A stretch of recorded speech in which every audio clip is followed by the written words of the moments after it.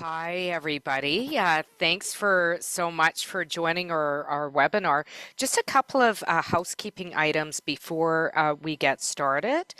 Um, if you need to turn on captioning, please click on the CC button that says Start Captioning, and you can find it at the bottom of your screen.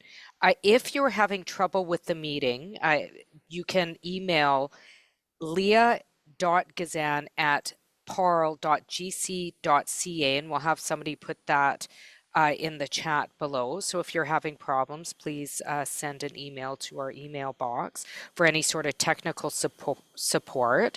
Our moderators will occasionally repost the accessibility information in the chat for attendees who join in late. And our roundtable will be structured like this. First, I'm going to give a brief introduction about what the bill is about, and then we'll be followed by the panelists. So with that, I'll get started. This is a very, very exciting time. The bill for a guaranteed livable basic income, my bill, Bill C-223, comes up for second reading very shortly, and I'll go over later in the webinar what that means, what second reading means. But before we begin, it's important to learn a little bit about the bill. What is Bill C-223? This bill calls for the federal government to create the first national framework for a guaranteed livable basic income.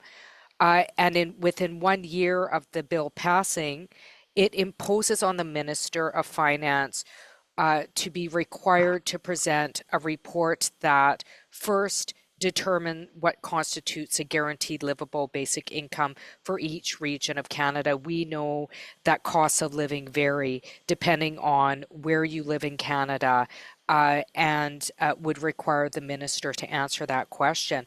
Second, it establishes necessary health and social supports to complement a GLBI. One of the things that is very important about this particular bill is that it's not meant to replace our social safety net. It is meant to be in addition to our social safety net. Things like affordable housing with rent geared to income, things like the National Child Care Strategy, things like the dental care program that the NDP fought for and got, things like our pharmacare plan, again, that the NDP fought for and was successful at getting. Disability benefit costs for folks living with disabilities who often have higher expenses than everybody else. So it is not, I think that's really important to understand. It's not meant to gut the social safety net. It's meant to augment and improve our current social safety net, because we know that current income guarantees are not livable. I'm going to give some examples. GIS is an income guarantee, not livable. EI, another income guarantee, not livable. Canadian Child Benefit, another income guarantee, not livable. The purpose of our bill is to lift up those current income guarantees and spread them out to folks that are falling through the cracks, including the many people in our communities living with complex mental health, or the 70% of adults that suffer from intellectual disabilities who live under the poverty line. We need to make sure that everybody in Canada can live with dignity and human rights. And third, it creates a national framework for a guaranteed livable basic income that is available for all people over the age of 17 years old across Canada, regardless of citizenship or immigration status. That does not require people to participate in education, training, or labor market, and that does not result in decreased services or benefits that supports individuals with exceptional health or disability needs. Simply put, the goal of Bill C-223 would require the federal government to come up with a plan on how to implement a guaranteed livable basic income that upholds the human dignity of all people of Canada. As members of Parliament, we are obliged to lift up our Constitution, and that includes that all people that are residing in Canada live with human rights and dignity. We are not doing that right now. My bill is an attempt to try and honor our constitutional obligations in that regard. If we see this bill passed, if we see Bill C-223 passed, it will put significant pressure on the federal government to implement a guaranteed livable basic income by demonstrating the possibility of the program and its potential to make significant steps towards eradicating poverty once and for all. Now, some people will question when we talk about to anybody over the age of 17 not requiring to participate in education and work. What does that mean? Well, I'm very pleased to have with me today four very distinguished panelists. It's my pleasure to introduce you to all of them today. Evelyn Forget is an officer in the Order of Canada and distinguished professor of the Community Health Science and Economics at the University of Manitoba. She is the author of Basic Income for Canadians: From the COVID-19 Emergency to Financial Security for All. Welcome, Evelyn, to our circle today, or what I'd like to call the Hollywood Squares of experts on guaranteed livable basic income. Sid Frankel, a good and longtime friend and a senior scholar of the Faculty of Social Work at the University of Manitoba, and a member of the executive of the Board of Directors of the Basic Income Canada Network. He's also the chair of the board of the Basic Income Manitoba and a member of the National Steering Committee of Campaign 2000 to End Child Poverty. Welcome to the circle, or to the Hollywood Squares today, Sid.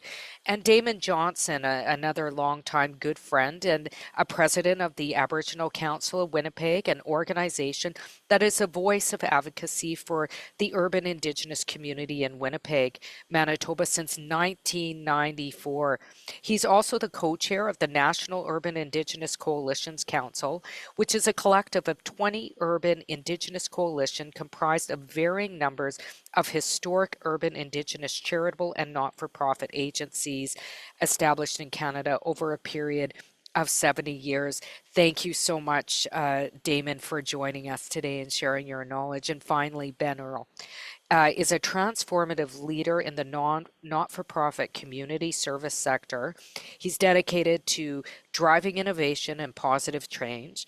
He has extensive experience in community and social policy planning and development, and currently works as both the CEO of Feed the Need in Durham, a community food organization in the Greater Toronto Area, and the general manager of Basic Income Canada Network. I'd like to thank all my distinguished guests for coming today to talk a little bit about Bill C-223 and, of course, what a guaranteed livable basic income would mean in Canada. I'd first like to start out with Sid Frankel.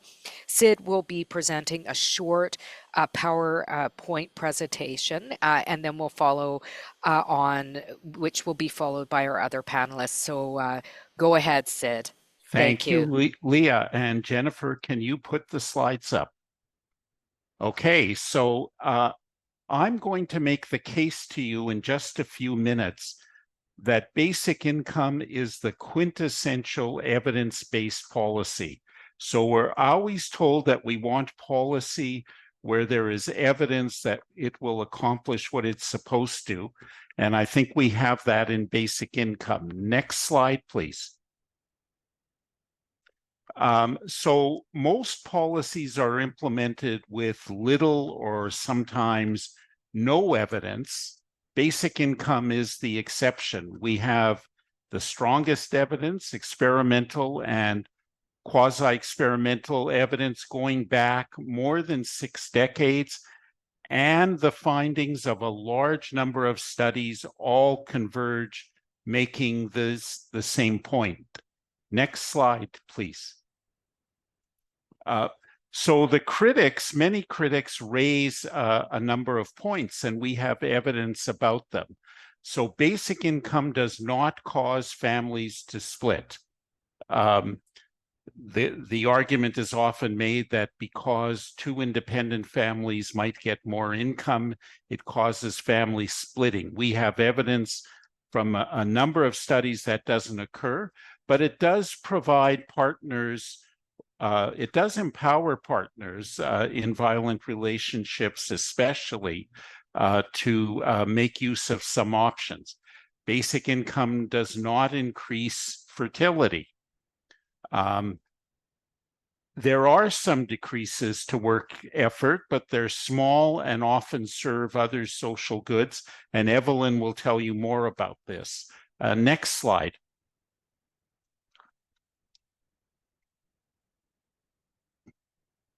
Next slide, please. Okay, so I'm just quoting some of the evidence from one study, a review of a whole range of studies, and these authors conclude, overall, when all 29 reported changes in work activity, either hours of work or labor participation, are combined, the results indicate that 27 of the 29, 93%, support the prediction that a basic income program would have a limited impact on work activity. So by limited impact, they mean between a 2 and a 5% decline and a 1 to 2 hour reduction in work. Next slide, please. And I should also say, when it comes to work reduction, there is strong evidence that those who reduce their work are engaged in other socially useful pursuits, like education for themselves, caregiving to family members, childcare. In health, the findings overall suggest improvements in health and well-being and a decrease in crime. This is from another review just published in 2023. Education, Evelyn's study of MINCOME showed significantly higher rates of graduation in Dauphin compared to the rest of the province, but only during the experiment. And these are just examples of the evidence. Next slide, please. A basic income that is livable, that has a high enough benefit, will definitely efficiently reduce poverty. It's well targeted to do that. For all of us, it will increase our economic security. It's like Medicare. Hopefully, we won't all need brain surgery, but if we do need it, we know it'll be there. Same with a basic income if the worst happens to us economically. And a basic income that is financed through progressive taxation will decrease economic inequality, which itself has negative effects on health. And we have growing evidence that a basic income leads to decreases in crime. Next slide, please. Okay, so here is a report on MINCOME, where they studied the effects of MINCOME on the crime rate. The paper finds a negative association between MINCOME payments, the rates of total crime, and property crime. And you would expect property crime to go down when incomes are adequate. But interestingly and additionally, they also found a strong negative association between MINCOME and violent crime. So we have evidence not only for crime in general, not only just for property crime, but also for violent crime. Thank you. I think that is my last slide, and I hope I've convinced you that basic income is an evidence-based policy. Well, you've certainly convinced me, Sid, and which is one of the reasons why I've put forward the bill. I liked your mention about reductions in crime. I know a lot of people are talking about increased rates of crime. You know, if we're serious about dealing with crime, a guaranteed income is certainly one way to do that. But I have a specific question for you, Sid. If the evidence is so strong, I mean, you've showed us some evidence. I know our presentations are brief, but it is if the evidence is so strong, we know it's strong. The research is clear in support of a basic income. Why hasn't, do you think, a basic income been implemented? What is the barrier?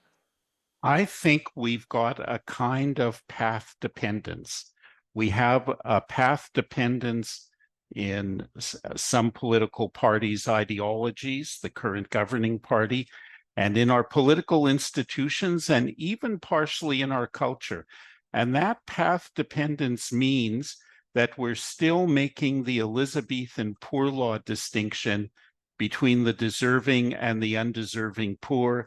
And that leads us to inefficient, stigmatizing income support systems like social assistance for the so-called undeserving. And we even saw that during the pandemic.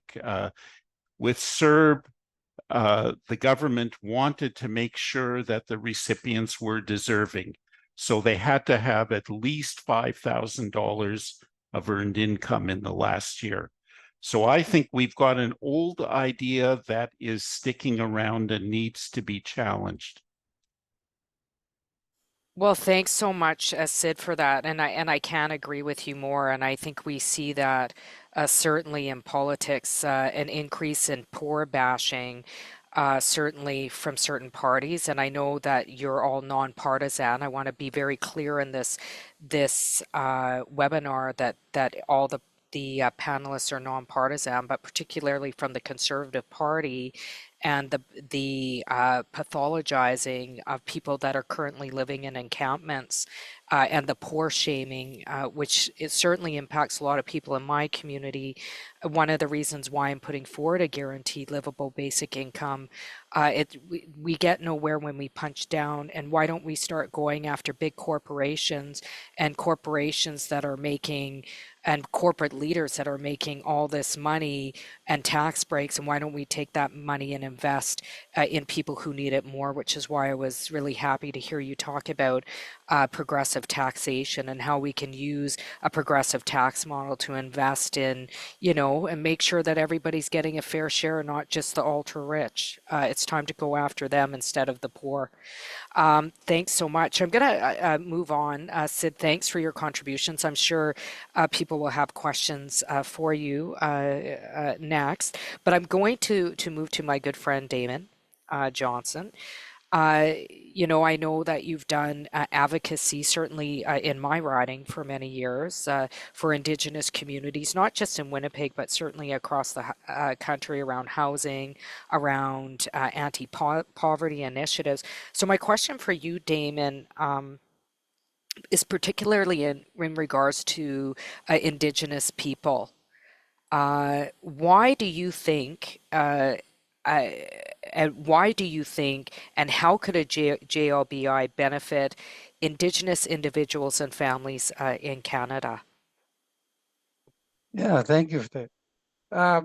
So the essence of what I'm going to say, some of it relates to what Sid already said, that you know, if you follow the media at all, and then any announcements of payments to Indigenous peoples by the federal government of Canada or any other government, you'll see a high level of traffic, negative comments about us as Indigenous peoples.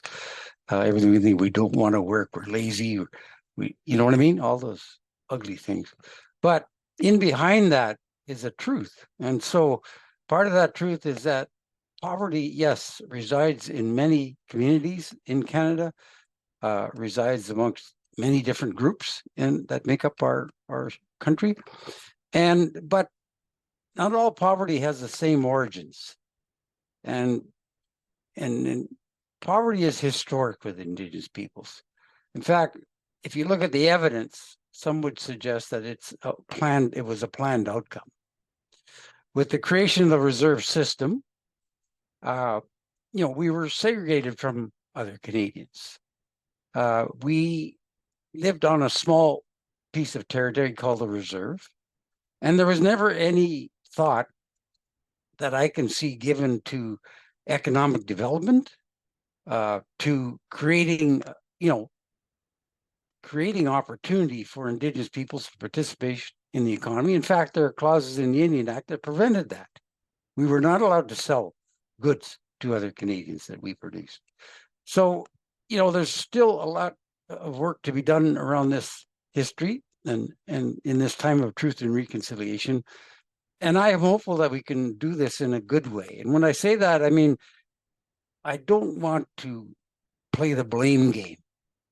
We need solutions. And so that's why I'm excited about a guaranteed livable basic income, because one, it would be for any Canadian individual family that is below a certain level of income. And, we know people are coming from all over the world to live in this country called Canada. And they come here because they see opportunity. And so Indigenous Canadians, deserve that opportunity as well. But your income, your state of being has a lot to do with, barriers to those opportunities. I know this because I was born into poverty. My mother had to raise 4 of us on welfare, they called it at the time. And yes, I can tell you honestly that there's few times that I really gave much thought as a growing young adult to my status in poverty. But I did know things like I never owned a bicycle as a child. And almost all my neighbors, non-Indigenous, had bikes. You know what I mean? And then we had wealthier families in our small community outside of Thunder Bay. And, it was easy to see, they lived in a better house than we did, a bigger house than we did. So as a child and then growing into a teenager, these things prey on your mind. And we all know now, because the psychology is now teaching us so much about the impacts of things like poverty on human beings, and how negative some of those impacts, and that they do affect each of us in a little different way. But the bottom line is that, I know for sure poverty is not good for this country. I'm living in Winnipeg. I'm on the Winnipeg Police Board. I get reports every meeting of the rising, particular violent crime. And Sid mentioned that in his slide, we need solutions that are out of the box. We have been stuck, as Sid pointed out in his presentation, stuck in a certain paradigm of thinking that, you can't give people a decent income because they won't work, or it'll make them over-reliant. All those, what we see now as and know are kind of silly beliefs. So, I know that, our poverty as Indigenous peoples would be changed in a very dramatic way by a guaranteed livable basic income. And yes, you mentioned the child benefit, and we've had data telling us that families, mothers who get that money for their children, the vast majority of them spend it on their children for their basic needs, and that it has been a huge benefit to them. But it's still not enough. So thank you very much. That's my thoughts. Thank you so much, Damon, and thank you so much for your leadership in this area. I couldn't agree with you more. We know from the National Inquiry into Murdered and Missing Indigenous Women and Girls, they clearly stated or drew a very clear correlation between the ongoing genocide against Indigenous women and girls and Two-Spirit people and poverty. And colonialism, and the resulting poverty that is directly related to colonization, which is why it's not surprising that Call for Justice 4.5 is to put in place a guaranteed livable basic income for Indigenous people and all other people in Canada. The government has promised to implement all the calls for justice. This bill, Damon, in relation to your story about your mom, this bill is just merely heeding the call of the National Inquiry into Murdered and Missing Indigenous women and girls. And let's be honest, the riches of this country have been born off the lands, territories, and resources of Indigenous peoples across this country. Yet we live in destitute poverty, systemic poverty. So thank you for discussing that, Damon. Thank you for your fight in this area, and certainly for advancing the human rights of Indigenous people for so long. With that, I'm going to move it on to Ben. I'm sure people will have questions for you, Damon, in the question and answer period. But Ben, Mhm. I know that you've worked a long time in this area. You're certainly one of the leading advocates in the country. Thank you so much for your advocacy and work around implementing a guaranteed livable basic income. But I know that you've also done a lot of work around food insecurity. Mhm. It's no secret, something we hear in the news all the time, growing, food insecurity. Sid mentioned before he was talking about, a more fair tax structure. I would say that, certainly something the NDP has been talking about is big grocery chains that, price gouge. We certainly have seen that in the past, and it's ongoing. Food security is at a crisis level Mhm. in this country. Some people say that, guaranteed, maybe we should just reduce grocery prices. I agree. We need to do that too. How would implementing a guaranteed livable basic income that we face in this country also help with the food insecurity crisis that we're dealing with at the moment? Mhm. So it is a crisis right now of food insecurity. Now, I do want to acknowledge that, Canadians are facing sort of a complex of socioeconomic crises, but I came to basic income as a food security advocate first and foremost, and I do believe that the crisis we're facing around food insecurity is one of the most alarming because it's so foundational to the health of all Canadians. There's sort of it's the great leveler, food, right? We all need it along with healthcare. So, just to give some context to the crisis, 8.7 million Canadians reported being food insecure in 2023. And that was a increase of 1.8 million over the year before, and an increase of almost 3 million since 2020. So we are seeing a massive and rapid rise in Canadians who are indicating they're food insecure. And these are individuals who are not sort of what you would traditionally think of as being food insecure. We're seeing more and more dual income households, and more individuals who seemingly have work and are working full time also not be able to make ends meet.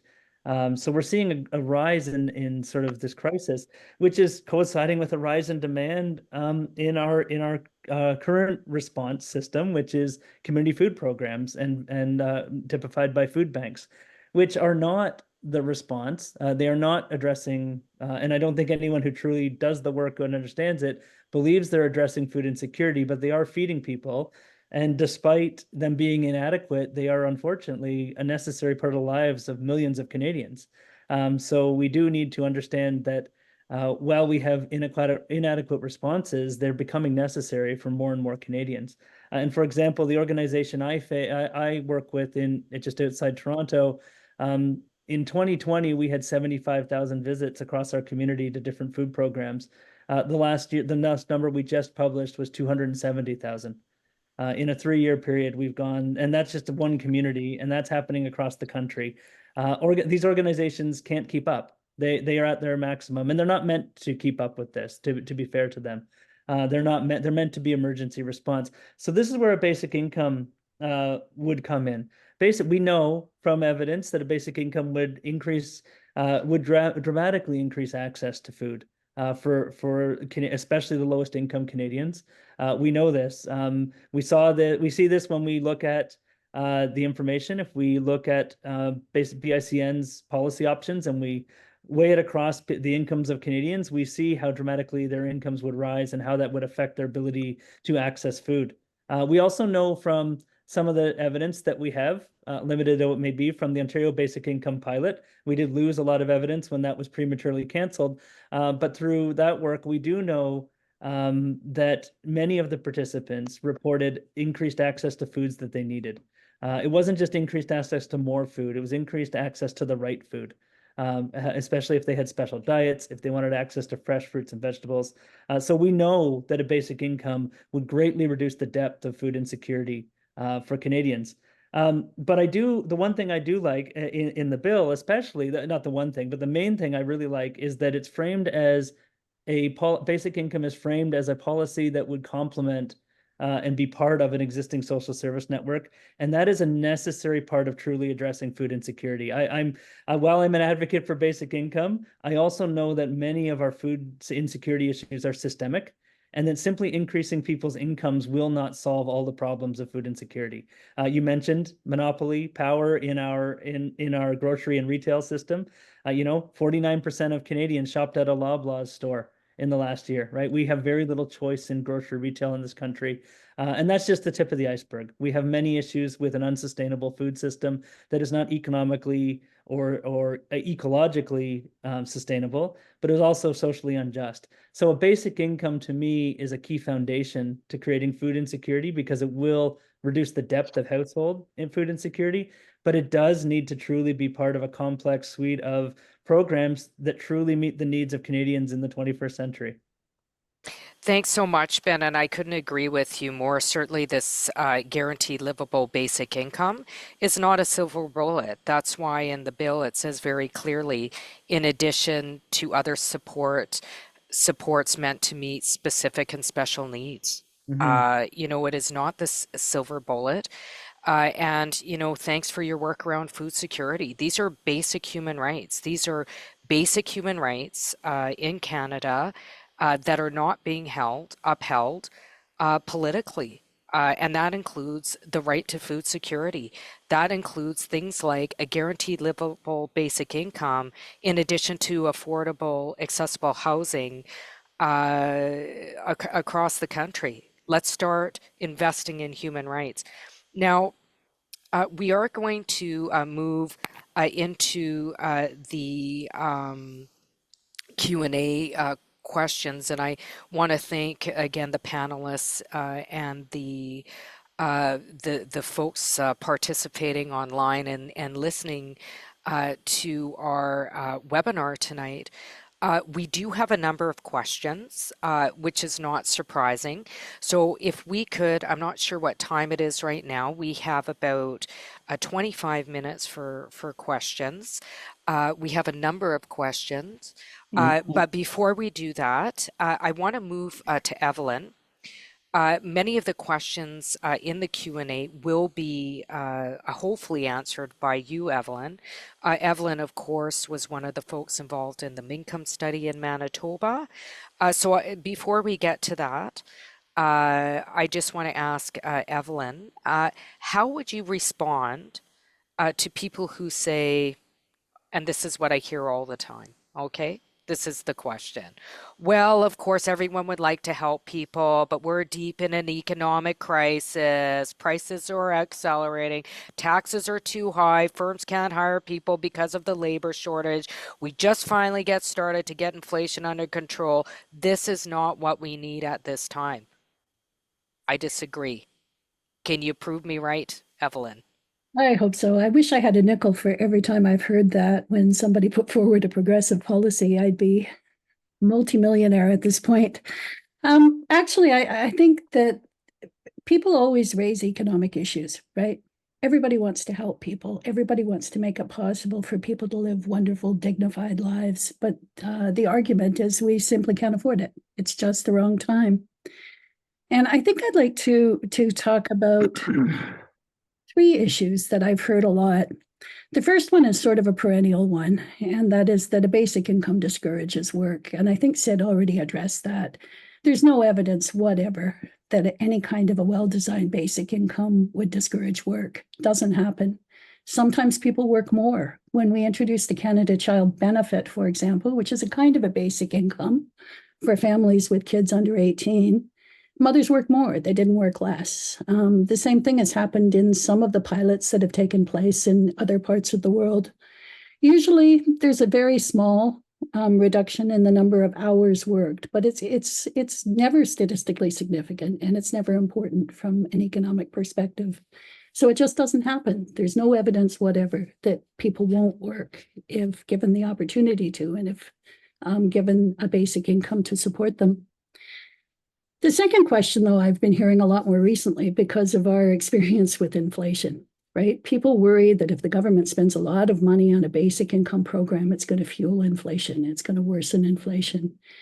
And that shows up all the time. And, you know, it's important to think about how government expenditure is related to inflation. That does happen sometimes. When governments spend money, it's possible that inflation will worsen. But that usually happens when the government borrows money in order to support a program. Either they sell bonds and borrow from the public, or they go to the Bank of Canada and the Bank of Canada increases the money supply in order to let the government spend more money. When that happens, inflation can get worse, but that's not the proposal here. Every single penny that's required to deliver a basic income is already being spent by somebody somewhere in this economy. We're actually talking about a better and more efficient way of delivering money that's already being delivered. That doesn't fuel inflation. That doesn't make inflation worse. But that gets to the third question. Isn't this going to cost a lot of money? And we hear very often that if we introduce a basic income across Canada, it's going to cost $80 or $100 billion a year. Those numbers are way, way off. And I'm going to focus on, let me say, first of all, that the way you design a basic income program can influence the amount that it's going to cost. And that's why your proposal to have a committee that puts a framework in place is so important, that people can look at different ways of designing that program. I want to focus on one particular estimate of the cost of a basic income, and that was done by the Parliamentary Budget Officer. And I want to do that because the Parliamentary Budget Officer is not a basic income advocate. He tends to make rather conservative fiscal assumptions. And when he did that report, he said that to offer everybody a basic income that allowed all Canadians to live above the poverty line would end up costing something like $40 billion. And that's a lot of money. But it's important to think about what he didn't say when he came up with that number. What about, where did he come up with $40 billion? First of all, I can say that he designed the program. The program he costed was based on the Ontario design. It's possible to design a program that has exactly the same effects on poverty, reducing poverty, as the Ontario Basic Income Program, but that costs a good deal less. And I know that's the case because we just did it in the case of Prince Edward Island. We came up with a much more economical way of delivering the program. But secondly, the Parliamentary Budget Officer didn't say that when we give everybody a basic income that allows them to live above the poverty line, many of those same people will not now be collecting provincial income assistance. In Manitoba's case, employment and income assistance, or Ontario Works, or their counterparts across the country. If an individual is receiving $25,000 a year, and that's above the poverty line where they live, if they go to the welfare office and apply for income assistance, they won't get it. Well, provinces are currently paying about $20 billion a year or more on income assistance every year. So we've got to remember that we've already got all kinds of programs in place that try to offer people who need it a little bit more money that allows them to live well. But all of those programs are badly coordinated. They're offered by different levels of government. They create gaps. People fall into the gaps between the programs. They're incredibly expensive to administer because we've got a whole police force of administrators who are charged with ensuring that people aren't collecting money from the wrong program. What if we offered these programs a little bit more efficiently? That's what a basic income does. It takes money that we're already spending and it spends it better to make sure that it gets into the hands of people who need it so that they can do the job. So would it cost a lot? We can afford it. Even the Parliamentary Budget Officer claimed that a basic income was a political choice. He didn't say whether we should have it or shouldn't have it, but he said Canada has the capacity to do this if Canada wants to do that, to do it. And I think that's what we're talking about today. Is a basic income something that'll let people live better lives? Thank you. Thank you so much, Evelyn. And, I think it's time that we talk about the high costs of poverty. Why don't Absolutely. we start talking about the high costs of poverty? We talk about crime, the high costs to the justice system as a result of not giving people what they need, the high costs in terms of, if we want to deal with gender-based violence. Every gender-based violence organization that's come to my committee says if we want to eradicate gender-based violence, almost every single one, I'm saying almost because there's always an exception, but I can't even think of one off the top of my head, to be honest, has said we need to put in place a guaranteed livable basic income if we're serious about, assisting, individuals fleeing violence.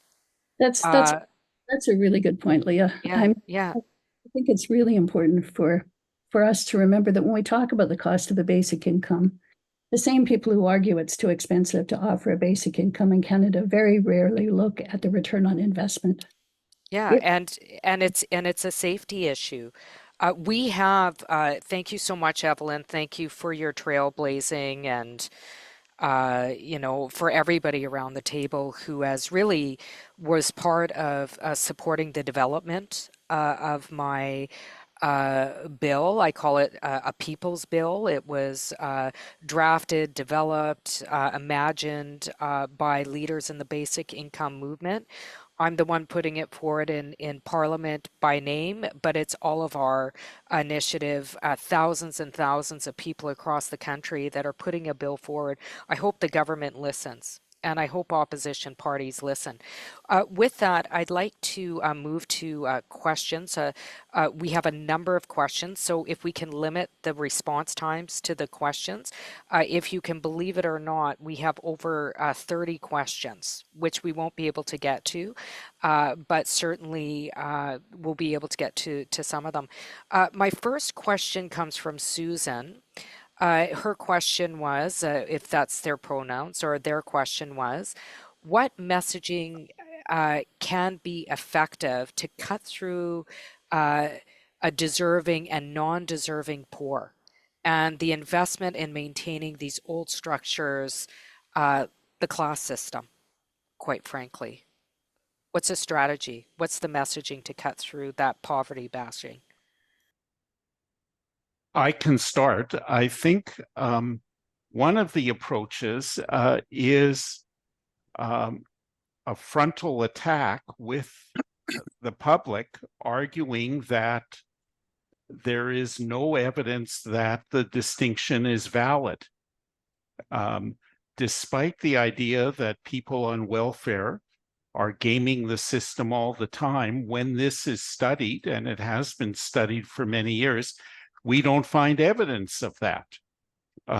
Income tax evasion by the wealthy is far more frequent than gaming the system by those who are supposedly undeserving.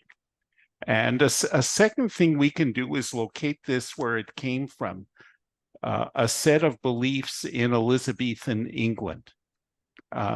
And these beliefs were classist, racist, prejudicial in so many ways, and make the argument that this does not belong in modern day Canada. This is something that's unfortunately left over from a previous era. I'm sure others will have some ideas. Maybe we'll move on, Sid, just because we have so many questions. And this is a really important one. It's coming from Judy about disability income assistance. The disability community across this country has been ripped off forever. Living in poverty, the benefit is just disgustingly low. And we know it's not getting any better under this current government. Judy asked that the disability income, Judy says, disability income assistance designed to keep people under the poverty line. If there is any other income, even an honorarium for some volunteer work, the provincial assistance is cut. Why does Canada want people with disabilities to suffer? And Judy goes on to say, will provinces agree and work with the federal government and income above or for an income above the poverty line for Canadians with medical disabilities, or will provinces continue to cut their assistance? Can somebody answer that? Because there's often a lot of questions about jurisdiction, provinces' involvement, and how that might look going forward. Maybe you can answer that, Evelyn, as somebody who's done the provincial stuff a little bit on Well, that end. I was just thinking about how disappointed we've all been with the recent federal disability benefit. And many of us were hoping that it would certainly be a much broader program that fit in better with some of the innovations that have taken place. I've been looking at some of the changes that have taken place in different provinces across the country. And I believe that there's a genuine desire to make the programs work together, to make the provincial program work with the federal program. We need the federal government at the table. We need the federal government to work with the provinces and to help fund a reasonable level of support for people with disabilities, to remove some of the terrible disincentives that were outlined in the question. The policing of additional money, the disincentives to engage in relationships, the inability to marry without your spouse's income, for example, being used to reduce somebody's support under a disability program. All of these things. Thank you. Yeah, thank you so much, Evelyn. And I think a lot of those decisions will be made in developing the framework. But I can tell you, for the disability community across the country, that's one of the reasons, another reason why I put the bill forward. Some people work 5 days a week. Some people do well working 2 days a week. Why do we put the value of a human life on one's ability to work in capitalist systems? And that needs to change. And certainly, if you are working and you have special needs in terms of medical costs, costs to help you with physical disabilities, then you should be given that. These are human rights and other human rights that are grossly ignored in the country. The next question, and I might just take a jab at this question, it comes from Chesley, who's asking, what is the parliamentary process for getting the bill passed? Do you have a timeline? So I'll just go over this very quickly for Chesley. We know that Bill C-223 is at a critical juncture right now. It comes up for second reading next week. We know this is a major opportunity for debate on the bill. If it passes, what is going to happen next, it'll move to committee for study. If we can get this bill to pass the vote, which is why at the end I'll be talking about actions that you can take to push your parliamentarians, your members of parliament, particularly cabinet ministers, to support my bill. It will be the first time that any federal parliamentary committee studies a basic income in Canada. It's a huge opportunity, even if it doesn't make it to third reading within the election cycle. Let's make this one of the main election issues going into the next federal election. We certainly did that with the National Inquiry into Murdered and Missing Indigenous Women and Girls. We still have a long way to go, but at least we have a tool to advocate with that came out of the government. We will be posting chats later on. I'll talk a little bit about that, but I hope that answered your question, Chesley. Tina, it's a question for me. Leah, can you provide us with a few talking points for when we advocate advocate with MPs. I'll say a couple of things, Tina, but I think the other folks around the table have given you a lot to argue with in terms of pushing for a guaranteed livable basic income. But it is our duty as members of Parliament to uphold the Constitution, and that includes the Charter, which includes the right for all people residing in Canada to live with dignity and security. Living with dignity is a basic human right. We are failing on that human right. Certainly in my riding of Winnipeg Centre, poverty is a willful policy choice. Poverty is a willful policy choice, a legislative choice, something that I call one of the most violent human rights violation. Poverty results in people being unhoused. Poverty results in food insecurity. Poverty results in complex mental health and trauma that are a direct result of poverty.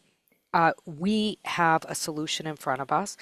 I encourage your members of Parliament to uphold their constitutional duties and implement a guaranteed livable basic income now, in addition to everything everybody else has said around the circle. Thank you for your question, Tina. Judy has a question for Damon. She said Damon talked with young Indigenous men about how this won't change their lives. How would this change the lives, Damon? Judy is asking for young Indigenous men. Yeah, well, we are just completing a study in Winnipeg called Our Health Counts, where we've interviewed over 1,000 different persons, and quite a few of them are young men, women, and they represent a sizable portion of people in poverty in our community. And when you couple that with the rising rates in crime, we're seeing really violent incidents involving our young people, both girls and boys, things that I've never seen in my lifetime till now. We're getting more and more evidence-based research happening now, particularly related to crime or antisocial behaviors. And going forward, I'm hopeful that the substantiation of the impact on health of being poor, and particularly for young people, as one element in the social change that we're seeing within those populations. It's sometimes just unfathomable what we're seeing, like, and how are we going to deal with it? How are we going to change these things for the better? The old, attitudes and policies, legislation, regulation, related to all the big issues that we're facing now in Canada. Our country has changed dramatically since my time, and I don't see the solutions being put in place. Ruling something out simply because you don't like the sound of it, or you don't believe that it can work. In this case, the experiments or the demonstration projects with the guaranteed livable basic income prove they work. So why are we not willing to go there? And, in the case of the Indigenous community, are we going to have to lose another generation of young people to gangs, to all those ugly things that we're seeing in the news every day now? These kids, as I said earlier, need to be able to avail themselves of the opportunity. How can you go to school and perform if you're hungry? You know what I mean? So just recently, our new government in Manitoba has enhanced the food program at our schools. That's the first step. But that's a far cry from having a guaranteed basic livable income for individuals and families. So that's what I have to say there. Thank you. Thank you so much, Damon, and thank you so much um, for all the questions that came in. I'm sorry that we don't have enough time to answer all of them. Um, I'm reading in the chat, it says, Leah, this is how these webinars go, that we can also take note that we have the questions in the queue that weren't able to get answered, but we're going to take a look at all of them and hopefully be able to come up with something that we can distribute potentially that might be able to answer some of those questions. Again, thank you all for attending, and in closure, I'd like to encourage all of you, certainly if you haven't read the bill yet, Bill C-223, to take a look. Look, it's a political choice. Every single decision, every single vote that happens in the House of Commons is a political choice, and we have a very clear choice in front of us. We have a well-researched, proven, tangible program in a guaranteed livable basic income that has seen benefits to the healthcare system, benefits to graduation rates, benefits to mental health, benefits to the labor market. We have a proven solution in front of us, but we have a choice.